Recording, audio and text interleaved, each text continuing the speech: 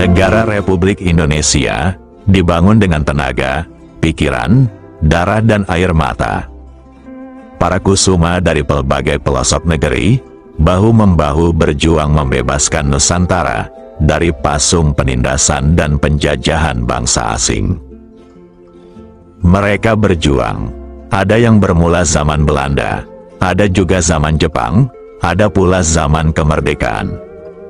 Tapi ada pula berjuang dalam rentang 3 zaman.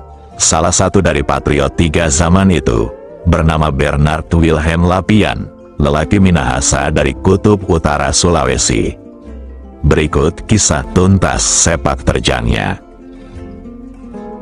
Bernard Wilhelm Lapian, lebih populer dengan nama Lapian, lahir di Kawangkoan, Minahasa Utara, pada tanggal 30 Juni tahun 1892, meninggal di Jakarta pada tanggal 5 April tahun 1977, dalam usia lebih kurang 85 tahun.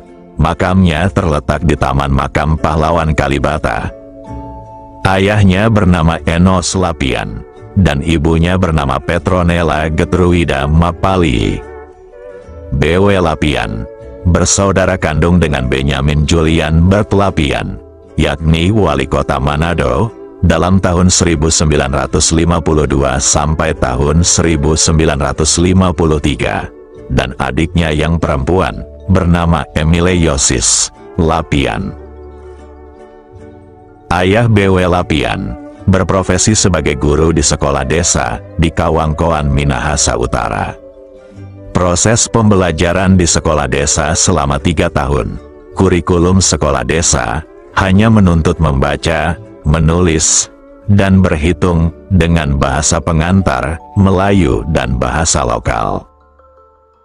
Perlengkapan sekolah ditanggung kolonial Belanda, seperti alat tulis sabak, yakni batu tulis yang terbuat dari batu, berbentuk papan tulis kecil, dan alat tulis juga terbuat dari batu. Sebelum menggunakan kertas, sabak, atau batu tulis ini masih digunakan di sekolah dasar Indonesia hingga tahun 1970-an, termasuk admin Teluk Bone. Waktu itu masih teringat, ketika hendak pulang sekolah, satu persatu murid-murid disuruh menyanyi salah satu lagu wajib, dan satu lagu daerah. Untuk lagu wajib, admin pilih Bagimu Negeri, dan lagu bebas aku pilih Alama Sea-Sea. Pernah sekali, admin harus berdiri sembunyi di belakang papan tulis. Karena tak hafal lagu Bagimu Negeri, aku sungguh malu. Sama sekarang, murid-murid lebih banyak tahu lagu-lagu Peter Pan daripada lagu wajib nasional. Meski begitu, dengan belajar tekun, admin berhasil jadi guru hingga berdiri di depan mahasiswa. Itulah sebabnya admin lebih fokus mengangkat konten sejarah dan budaya, biar jadi pembelajaran berguna bagi yang membutuhkan, karena bangsa yang hebat adalah bangsa yang menghargai jasa pahlawan dan kebudayaannya. Kembali ke laptop. Pada tahun 1898, Bernard Wilhelm Lapian mulai menempuh pendidikan dasar di sekolah desa Kawangkoan, tempat ayahnya mengajar. Ia menempuh pendidikan selama 3 tahun, menggunakan bahasa pengantar Melayu dan lokal, dan lulus tahun 1901. Setelah itu, B.W. Lapian melanjutkan pendidikan di sekolah rakyat, Volksschule. Sekolah ini merupakan lanjutan sekolah desa, dengan masa pendidikan 3 tahun, menggunakan bahasa Melayu dan Belanda. B.W. Lapian lulus tahun 1904. Waktu itu, baik sekolah desa maupun sekolah rakyat tidak dikenakan biaya apapun. Akan tetapi, guru-gurunya tidak digaji semestinya, sehingga banyak pengajar yang alpa dan meninggalkan tugas. Setelah tamat pendidikan di sekolah rakyat, dapat dipekerjakan kolonial Belanda dengan upah yang serendah-rendahnya. Meskipun awalnya masyarakat Minahasa secara terpaksa menyekolahkan anak-anaknya di sekolah kolonial, namun keterpaksaan itu membuahkan hasil luar biasa, rakyat Minahasa tidak lagi buta huruf Latin, dan mampu melahirkan generasi yang cerdas seperti sekarang ini. Pada tahun 1905, B.W. Lapian lanjut di sekolah dasar berbahasa Belanda, yang disebut Amurangse School, dengan lama pendidikan 3 tahun. Sekolah ini nyaris sederajat dengan Mulo, namun tidak sembarangan bisa masuk, selain anak-anak Belanda, dan anak-anak pejabat kolonial. Sekolah khusus anak-anak Belanda dan pejabat pribumi ini, terletak di Amurang, Minahasa Selatan, sekitar 40 km dari Kawangkoan, Minahasa Utara. Di sekolah ini, B.W. Lapian lulus tahun 1908. Pada tahun 1909, B.W. Lapian diterima bekerja di KPM, yakni Perusahaan Pelayaran Belanda Cabang Manado. Awalnya ia bertugas di atas kapal KPM, namun berkinerja baik dan pandai bahasa Belanda, sehingga pada tahun 1919, ia dikirim ke kantor pusat KPM di Batavia, lantas ditempatkan di bagian pelayanan, Hofmeester, yang mengurus logistik kapal. Selama di Pulau Jawa, B.W. Lapian bergabung dan aktif organisasi anak-anak Sulawesi, seperti Jong Celebes dan Persatuan Minahasa. Organisasi ini bertujuan mempererat rasa persatuan dan tali persaudaraan antar pelajar dari Sulawesi. Pada tahun 1923, B.W. Lapian terpilih jadi Ketua Persatuan Pemuda Minahasa di Batavia. Organisasi ini lebih eksplisit, selain mempererat rasa persatuan antar pemuda Minahasa, juga berusaha memajukan kebudayaan Minahasa di Nusantara dan dunia. Kegiatan-kegiatan organisasi itu dilakukan di sela kesibukannya sebagai pegawai KPM Belanda. Sejak bergabung dengan Persatuan Pemuda Minahasa, rasa kebangsaan B.W. Lapian mulai tumbuh kembang pada dirinya. Untuk itu, pada tahun 1924, B.W. Lapian menerbitkan surat kabar yang disebut Fajar Kemajuan. Dalam rubrik surat kabar ini, B.W. Lapian menulis hal-hal yang berkaitan keadilan dan kesejahteraan rakyat Indonesia. Bahkan dengan berani menerbitkan artikel anti-kolonialisme. Tulisannya setajam sembilu yang anti-kolonial, memantik rasa kebangsaan pemuda-pemudi Indonesia. Hal ini membuat petinggi KPM di Batavia jadi murka. Akibatnya, koran Fajar Kemajuan dibredel pemerintah kolonial Belanda pada tahun 1928. Waktu itu, B.W. Lapian sempat hampir ditembak oleh tentara Belanda.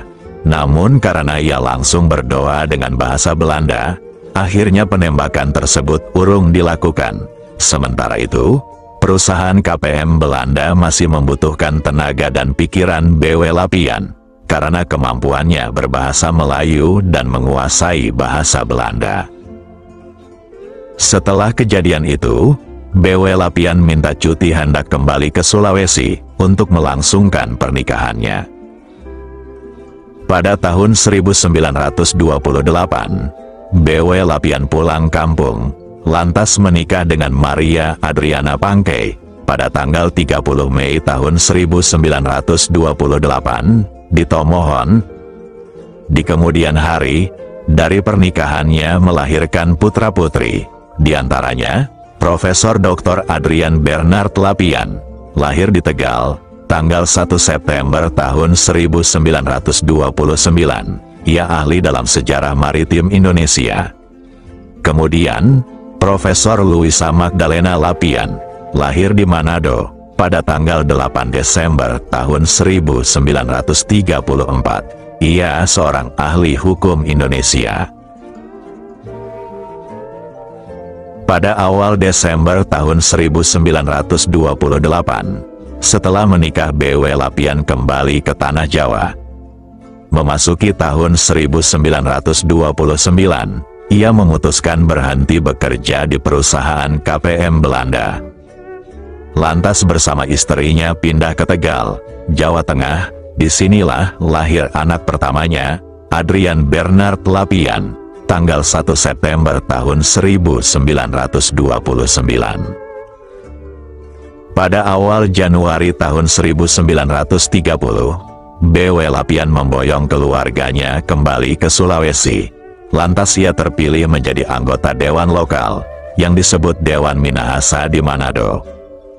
Anggota Dewan ini mewakili orang-orang di seluruh wilayah Minahasa, dan B.W. Lapian mewakili rakyat dari Kawangkoan. Perjuangan B.W. Lapian tidak berhenti pada bidang jurnalistik dan politik. Ia juga dikenal sebagai tokoh pejuang yang religius, dan banyak berkontribusi bagi sejarah gereja, terutama di Minahasa. B.W. Lapian menilai, perjuangan menuju Indonesia merdeka sangat berat, namun bukan mustahil untuk dicapai. Bangsa Indonesia berjuang berbagai jalan dan strategi. B.W. Lapian ingin melanjutkan perjuangan melalui gereja. Ia bercita-cita mendirikan gereja yang berdiri sendiri tanpa campur tangan bangsa lain. Pada masa itu, semua gereja di Minahasa berstatus Indische-kerk, di bawah kuasa Belanda. Indische-kerk merupakan gereja yang dibangun sejak VOC berdiri. Semua biaya pelayanan yang dibutuhkan gereja, menyangkut pembangunan, penerbitan bacaan, serta pembiayaan gaji para pendeta, dibayar oleh Belanda. Setelah sosialisasi dengan para tokoh dan pemuka agama, keinginan B.W. Lapian tersebut mendapat sambutan rakyat Minahasa. Sementara Samratulangi waktu itu, merupakan anggota Volksraad, atau anggota Dewan di Batavia, lantas ia diminta untuk bisa memperjuangkan aspirasi warga Minahasa di pusat. Akhirnya aspirasi itu terkabul pada tanggal 29 Oktober tahun 1933. Kemudian, B.W. Lapian bersama A. Maramis dan Samratulangi mendeklarasikan berdirinya Kerapatan Gereja Protestan Minahasa, KGPM, yakni sebagai gereja independen dan mandiri, bentukan pribumi Nusantara Indonesia. Dalam organisasi kerapatan gereja tersebut, ketua dijabat Joseph Jacobus, ketua Pengadilan Negeri Manado, sementara wakil ketua oleh Zakarias Talumepa, dan sekretaris dijabat B.W. Lapian. Pada akhirnya, semua gereja di Minahasa memisahkan diri dari naungan Indische-kerk. Memang keinginan B.W. Lapian cukup beralasan, karena kedekatan Indische-kerk dengan pemerintah Hindia Belanda, melegitimasi penjajahan di tanah Minahasa. Hal inilah yang ditolak oleh B.W. Lapian. Dengan berdirinya Kerapatan Gereja Protestan Minahasa, merupakan salah satu langkah awal mengurangi kuasa penjajahan Belanda di Sulawesi Utara. Sementara itu, selang beberapa bulan, B.W. Lapian mendapat kabar bahagia. Di Manado, istrinya melahirkan anak kedua, yakni Luisa Magdalena Lapian, pada tanggal 8 Desember tahun 1934. Seolah kelahiran putrinya menjadi fajar, berdirinya Kerapatan Gereja Protestan Minahasa, KGPM. Kemudian pada tahun 1940, B.W. Lapian menerbitkan sebuah koran lokal di Kawangkoan Minahasa, bernama Semangat Hidup. Tulisan-tulisannya semakin tajam kobarkan semangat, terutama kepada rakyat Sulawesi Utara. Lewat tulisannya, B.W. Lapian mengajak rakyat Sulawesi Utara agar tidak setia kepada kompeni Belanda. Hal tersebut tidak terlepas adanya isu bahwa Minahasa hendak dijadikan provinsi ke-12 bagi kerajaan Belanda. Pada tahun 1942, setelah melalui pertempuran, Jepang menaklukkan Belanda. Tentara Jepang mendarat di Minahasa pada Januari tahun 1942. Mereka langsung menduduki 3 tempat utama, yakni Pangkalan Udara Kalawiran, pantai utara dan selatan kota Manado, dan negeri Kema. Rakyat Sulawesi harus menerima kenyataan, tanah airnya kembali dikuasai imperialisme asing. Kali ini upaya penjajahan datang dari negara Asia Timur, yakni Jepang. Sebagai kekuatan militer baru, dengan daya tempur terbesar di Asia, Jepang menebar teror yang amat menakutkan kepada rakyat.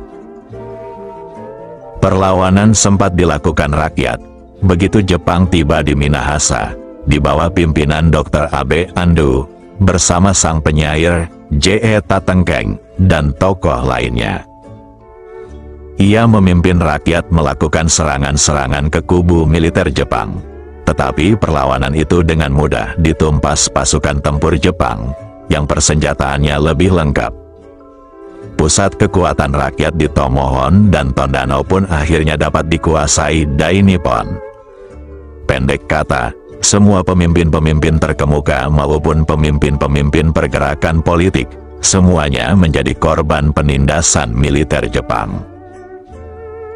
Bendera kebangsaan merah putih, yang tadinya telah dikibarkan, diturunkan kembali oleh Jepang, dan diganti dengan bendera Hinomaru. Pada Juni tahun 1942, Belanda resmi menyerahkan kekuasaannya kepada Jepang.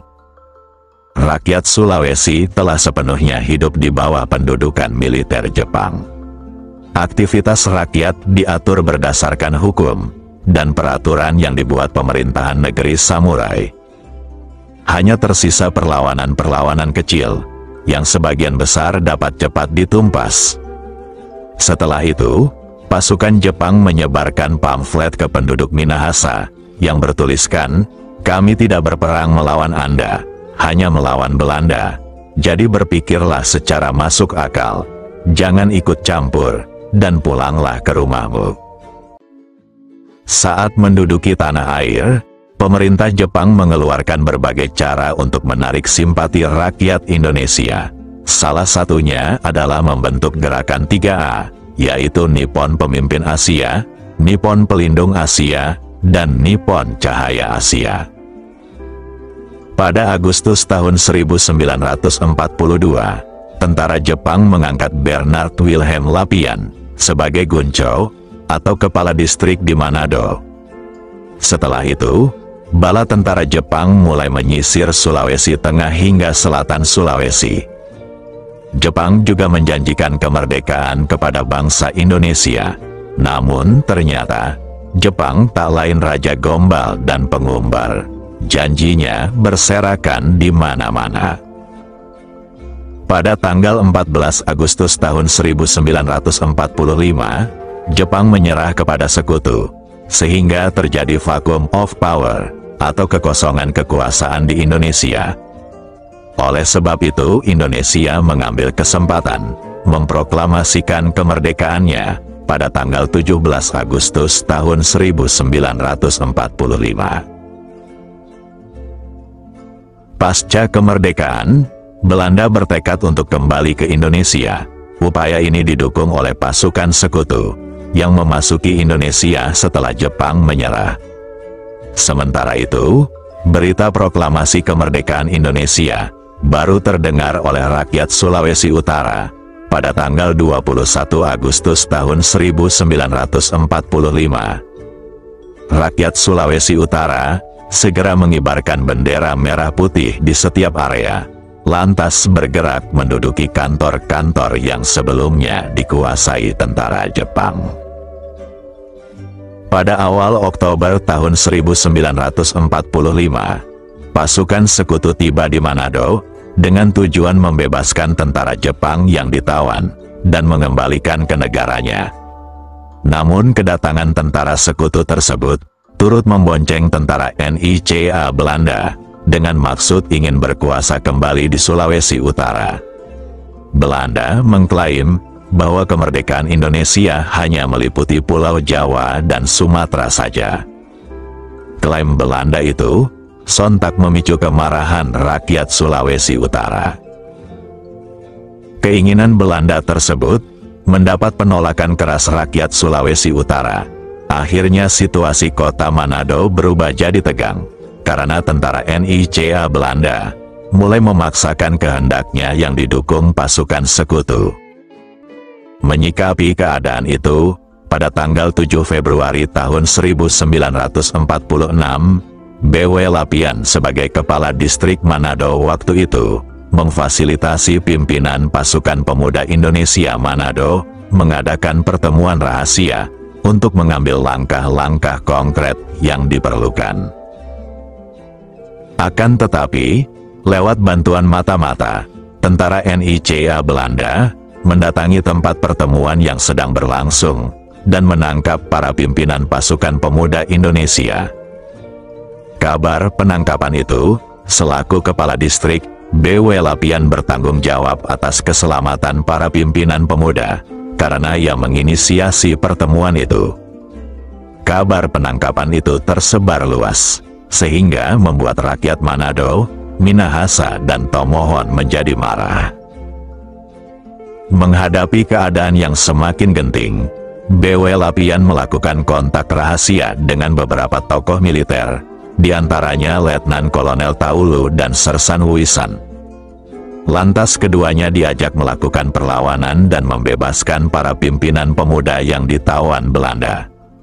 BW Lapian mengobarkan semangat perlawanan rakyat semesta, baik laskar-laskar pribumi, maupun pimpinan gereja-gereja yang ada di Minahasa. Sementara itu, para perwira kenil bekas tentara Hindia Belanda, dari golongan pribumi, yang awalnya bergabung dengan tentara NICA Belanda, bertugas melucuti dan menangkapi tentara kenil yang berkebangsaan Belanda. Hengkangnya para perwira kenil dari golongan pribumi ini, di luar perhitungan Belanda, sehingga tentara kenil berkebangsaan Belanda jadi panik, kawan jadi lawan. Pada tanggal 14 Februari tahun 1946, di saat angin sepoi basah menerpa Nyiur, BW Lapian dan kawan-kawan lainnya menyerbu markas tentara NICA Belanda di Desa Teling Atas, Kecamatan Wanea, Manado. Dalam serangan tiba-tiba ini, para pejuang berhasil membebaskan para pimpinan pasukan pemuda Indonesia. Bendera Belanda yang terdiri warna merah putih biru yang berada di pos penjagaan direbut oleh para pejuang, lantas merobek warna birunya, sehingga tersisa merah putih berkibar. Letnan Kolonel Taulu dan Sersan Wisan yang dipercaya BW Lapian untuk memimpin serangan, memberi komando kepada pasukan, untuk mengambil alih kembali, markas pusat yang mulai dikuasai oleh Belanda. 2 hari setelah penyerbuan yang berani itu, Letnan Kolonel Taulu yang menjadi pimpinan tertinggi Tentara Republik di Sulawesi Utara, menggelar rapat di kantor Dewan Minahasa, Manado. Rapat dihadiri unsur militer dan sipil, Raja Bolmong, serta pimpinan dari Gorontalo. Dalam rapat itu, disepakati pembentukan Dewan Musyawarah Masyarakat Sulawesi Utara, dan menunjuk Bernard Wilhelm Lapian menjadi kepala pemerintahan sipil di Sulawesi Utara. Setelah itu, Bernard Wilhelm Lapian langsung melakukan sejumlah langkah progresif. Pada tanggal 21 Februari tahun 1946, Bernard Wilhelm Lapian mengumumkan wilayah Sulawesi Utara dan Tengah adalah bagian dari pemerintah Republik Indonesia. Sayangnya, kejayaan ini tak berlangsung lama. Belanda melakukan serangan balik, hingga berkuasa kembali. Selain akibat pengkhianatan dan politik adu domba Belanda, juga mendapat dukungan pasukan sekutu dari belakang. Kendati rakyat dan pejuang melakukan perlawanan mati-matian, akhirnya Belanda kembali menguasai Manado, Minahasa dan Tomohon, karena persenjataan yang tak seimbang. Langit biru kota Manado mendadak berubah jadi pekat. Para pejuang pembela Pertiwi berjatuhan, mengubah warna tanah jadi merah, seiring tangisan anak-anak, dan linangan air mata janda para kusumah.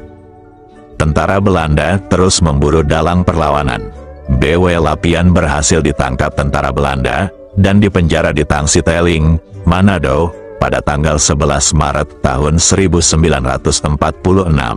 Setelah itu, B.W. Lapian dipindahkan ke penjara Cipinang, Jakarta, lalu digiring ke penjara Sukamiskin, Bandung.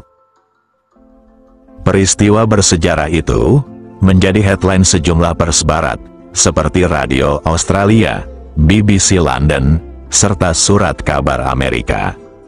Radio Australia menyiarkan pidato Presiden Soekarno tentang peristiwa itu. Minahasa walaupun terkecil dan terpencil di wilayah Republik Indonesia, namun putra-putrinya telah memperlihatkan kesatriaan terhadap panggilan Ibu Pertiwi. Laksanakan tugasmu dengan seksama dan penuh tanggung jawab, kata Soekarno. Harian Merdeka, surat kabar terbesar di Indonesia, menulis peristiwa itu dengan judul "Pemberontakan Besar di Minahasa".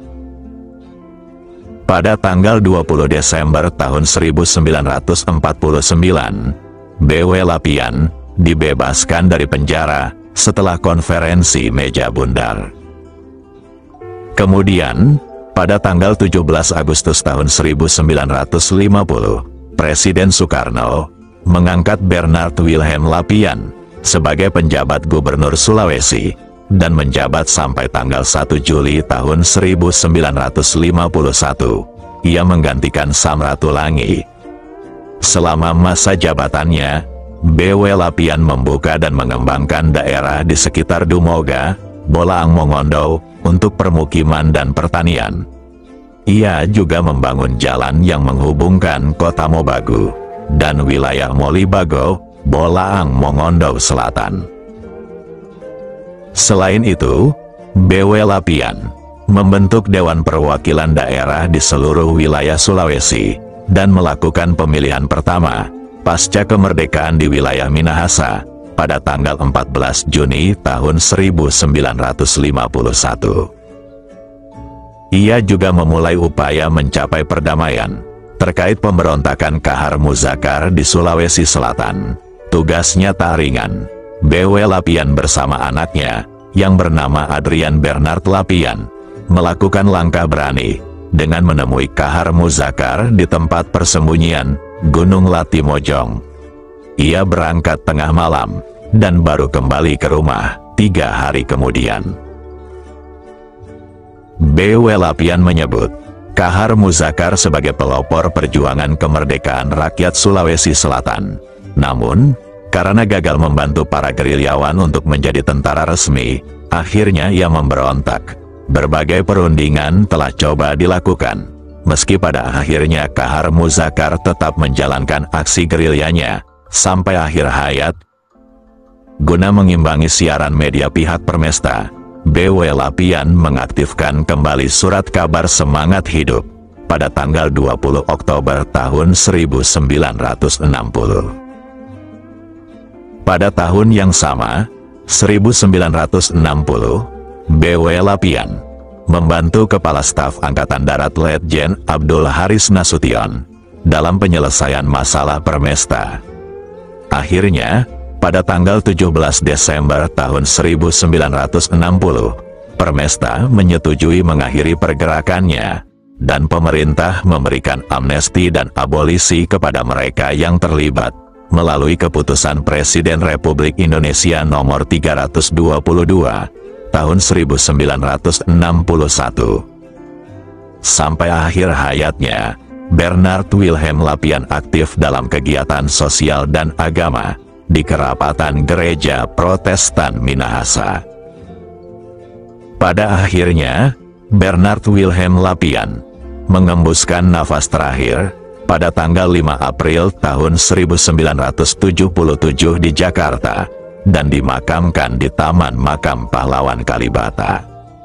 Untuk menghargai jasa baktinya kepada bangsa dan negara, pada tahun 1958, Bernard Wilhelm Lapian dianugerahi penghargaan Bintang Gerilya. Kemudian pada tahun 1976, ia menerima penghargaan Bintang Mahaputra Pratama. Pada tanggal 30 November tahun 1987, sebuah monumen didirikan di Kawangkoan untuk mengenang Manado Affair atau peristiwa Merah Putih di Manado. Selanjutnya, pada tanggal 5 November tahun 2015, Bernard Wilhelm Lapian dinyatakan sebagai pahlawan nasional oleh Presiden Republik Indonesia dalam sebuah upacara di Istana Negara, Jakarta. Puncaknya, jangan sekali-kali melupakan jasa pahlawan.